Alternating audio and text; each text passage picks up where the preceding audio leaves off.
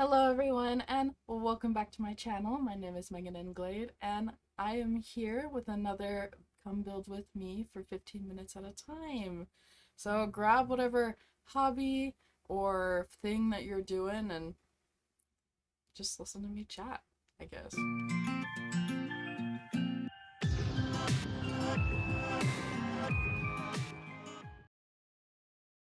I just wanted to give you guys a little tour of how we're doing so far. So we're going through all the rooms. The bar, right, the main dining room, and then we have like the greenhouse portion of the build. And you can see on the floor there's lots of seed packets for when I bring a sim in, which I'll probably do this episode. Then we have the nectary and the bathroom, and then I also said in a previous episode that I'd add like a little kitchen or kitchenette. I think I want to add an actual kitchen, that way if you want to play with this as a restaurant instead of a bar, you totally can. I think that would be good.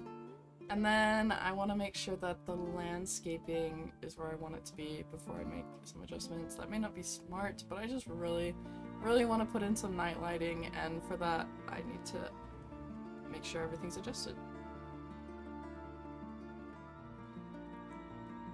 In the last video, I talked about my garden that I'm doing indoors, and I think I didn't really have anything specific to talk about this episode. I kind of want to just talk about a bunch of random stuff that's been going on. A big thing that happened was I was visiting my parents, and my grandma lives with my parents now, and she was like, "Megan, I love seeing you on the TV," and I was like, "What?" But it's because she watches my YouTube channel. And she really likes it apparently, so hi grandma, good to see you. Thanks for talking to me about it. I feel like talking to her about gardening is something that really connects us. She told me a lot when I was younger that the best thing for tomato plants was to play rock and roll music. And you know, I haven't really done that, but I think it's a great idea, you know? Apparently it makes the tomatoes more delicious, and there is actual scientific study about using music for plants, and the way you talk to your garden influences the way that they grow. So there could be something to it, you know, playing rock and roll music for the tomatoes. One of my favorite parts is night lighting. I love putting outdoor lights in the plants that I placed around the property. It lights them up, obviously, but I feel like it really enhances the build, it enhances the plants, it just makes it look super nice. Also, for my realism touch, I feel like it makes the outside of the build feel safe, which isn't like a thing in The Sims, but you know, in real life, having lighting outside does make it feel safe and like you could go outside and hang out there. And because this is an event venue, an event space, I really feel like it adds to the ambiance, it adds to the vibe, and I enjoy it so much. I think it's fun to play around with the lighting. Alright, so that's the build, basically, until I add the kitchen.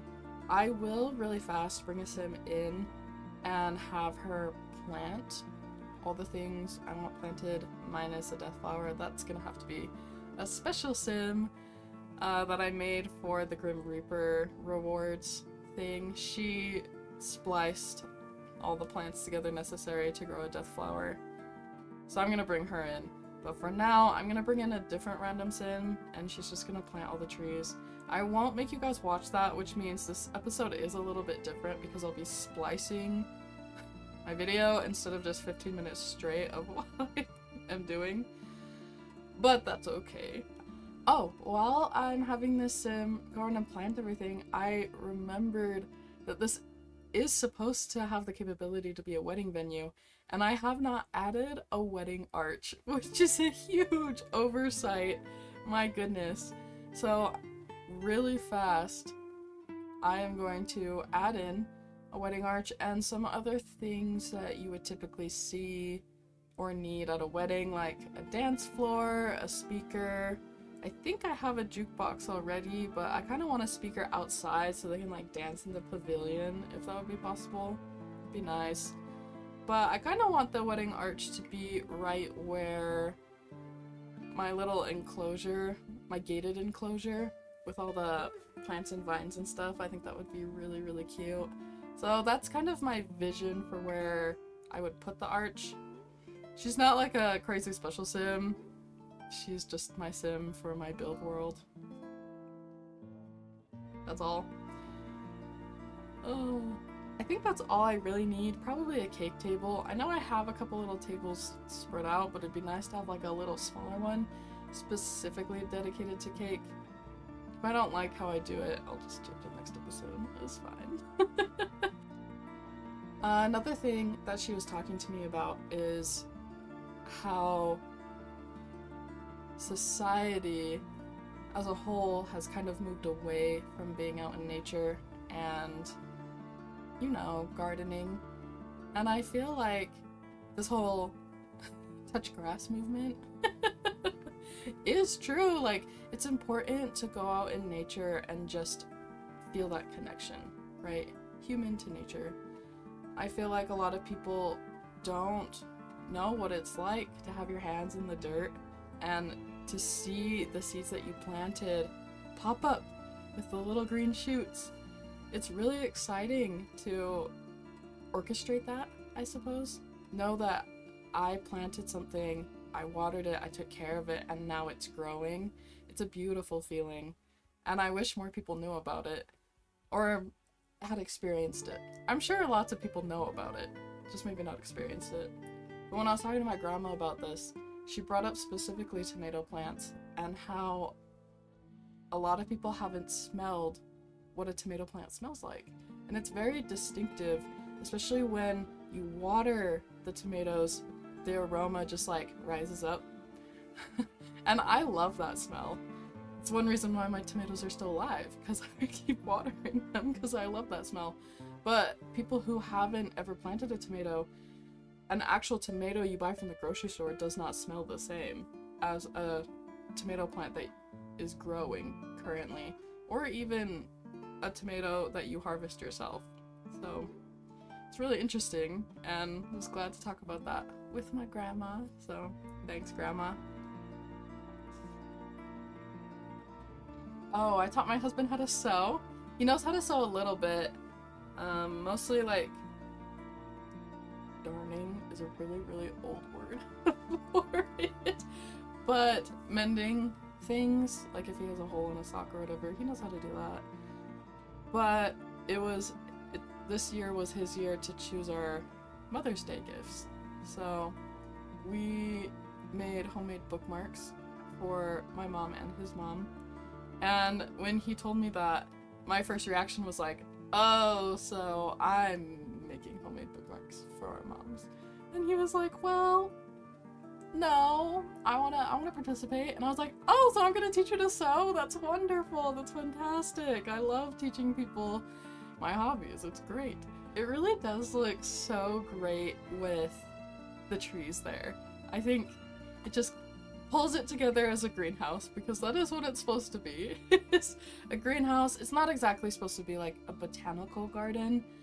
That would be really fun to make, with just lots of giant crazy plants, but there wouldn't be a lot for your Sims to do. It would more just be like a spectacle build, which is why I haven't done it. So I taught him how to get my sewing machine out first, and then how to set it up, and we practiced a bit. Only for like probably 10 minutes. He practiced like being able to sew straight. And then we looked at his YouTube video and we made homemade bookmarks out of fabric. And it was really fun to just have a night where we did that. You know, I think it took like 2 hours, which I'm not complaining about. I think that's fine, especially for a first time. And sewing projects in my mind always take 3 hours. I had a period of time where I would want to sew things and I'd just be like, oh, well, I could probably do this in like 40 minutes or an hour, and then like 5 hours later, it would be done. So I've kind of adjusted my thinking to be, sewing takes 3 hours. It just does. That's where I'm at. So when I plan to do like a project or anything, I always have that as my expectation, and I'm disappointed a lot less with how long things take. But we were able to make the bookmarks. They're super cute. But really fast, I'm just gonna move my landscaping in this corner over because adding a kitchen means I'm gonna change the shape of the build, which is slightly annoying, but I'm gonna do it. Because I like builds to be multifunctional, and I feel like making it a restaurant is fine. Might even be fun. I'll probably do it at some point, just because it'll be another date spot. Because when you don't have a lot, it is annoying when a sim asks you out to the same bar, the same place, every single time. So, variety. It's what I love.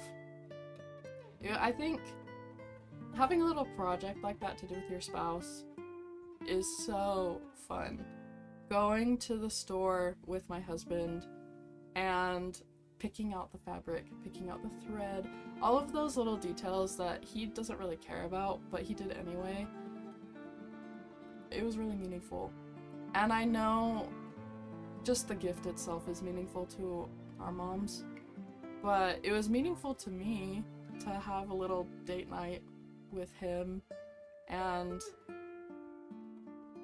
see his interest in what we were working on. And he did. He picked out the fabric that he thought his mom would like best, and I picked the fabric that I thought my mom would like best. And then we sewed it into a bookmark, and it was way cool. He hasn't really shown any interest since then in sewing, but if he ever did, now he knows how to set up my machine and everything. Oh, another little sewing project that I worked on was I had a shirt. Maybe I'll wear it in my next video. Yeah, maybe I'll do that. But I have a shirt that was a dress, but it was too short. I don't like super short dresses. So I tried wearing it as a shirt, and the problem was it was all bunched. It didn't look good at all. So I was like, well, I could just make it a shirt, so I cut it off. And the problem was I decided to wear it that day, so I started sewing it back up. It had because it was a dress, it had the outer material, and then it has the inner lining. So I sewed the inner lining, and I ran out of time. I had to go to work.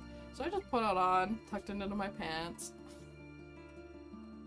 I don't recommend wearing sewing projects before they're done. So do as I say, not as I did. But once I got back, I sewed it correctly. And now it's great. It's a great little shirt. I got tons of compliments on it, and no one would even know.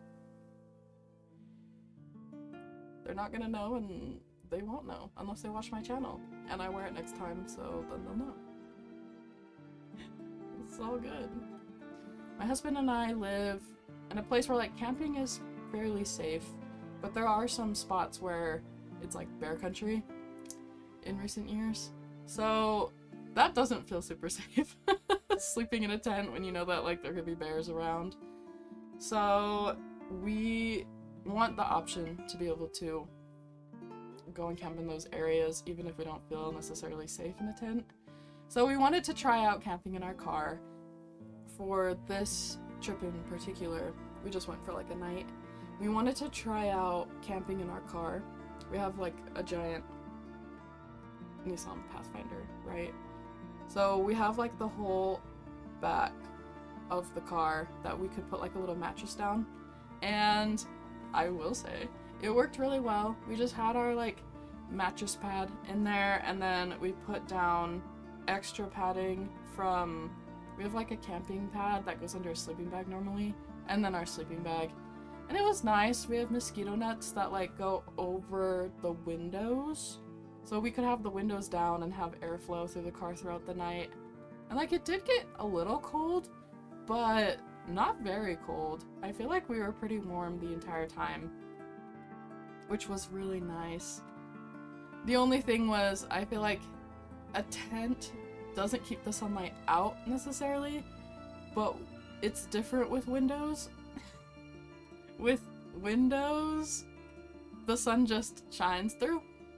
Even if you have mosquito netting over them, there's not a lot you can do to block it out.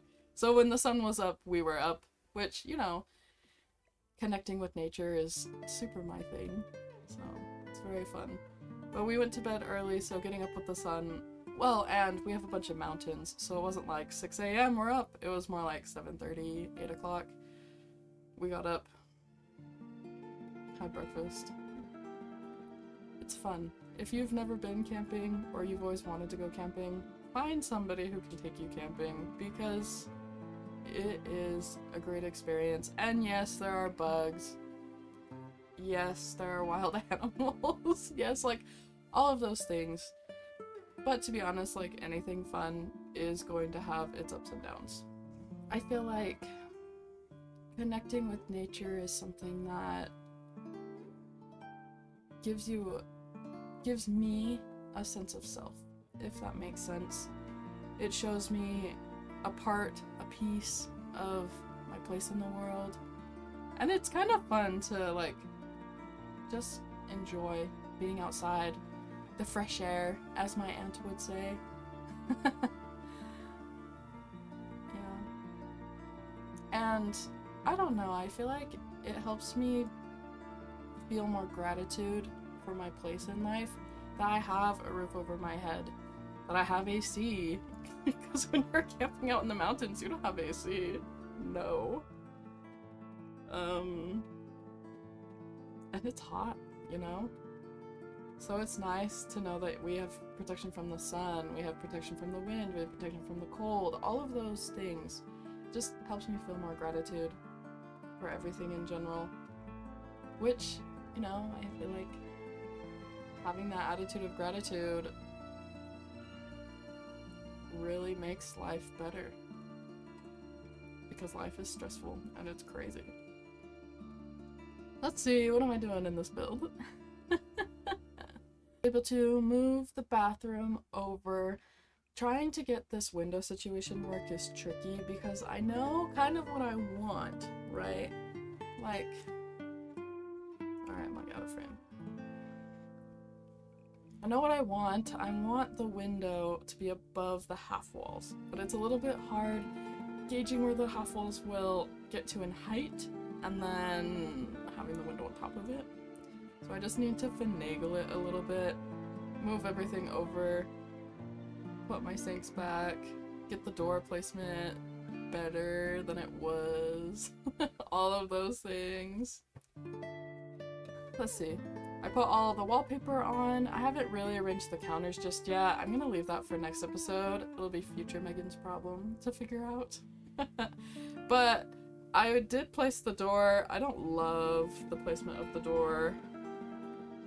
I'll have to figure that out. Again, future Megan's problem. But thank you so much for joining me for maybe a little bit over 15 minutes of working on a hobby or being productive. And I hope to see you next time. Bye!